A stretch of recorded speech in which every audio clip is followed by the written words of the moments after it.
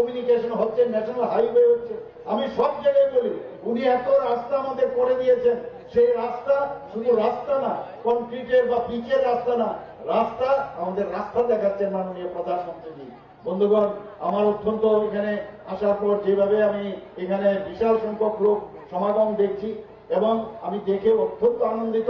এবং আমি 27 তারিখ যখন আমাদের পশ্চিম আসনের যিনি দাঁড়িয়েছেন, আপনার সবার পরিচিত মুখ, আমাদের প্রাক্তন মুখ্যমন্ত্রী এবং রাজ্যসভার সদস্য বিপ্লব কুমার দেবের যখন আমরা নমিনেশন দাখিল করতে গেলাম, প্রায় 40,000 থেকে 50,000 লোক আমাদের সাথে পায়ে হেঁটে সেদিন নমিনেশন দাখিল করা হয়েছে।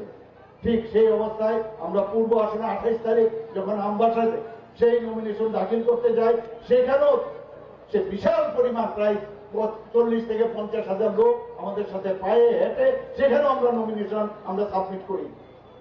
বন্ধুগণ, রেজাল্ট কবে বেরোবে? এখানে তো 26 তারিখ ইলেকশন, 26শে এপ্রিল, তো রেজাল্ট বেরোবে 4ই জুন।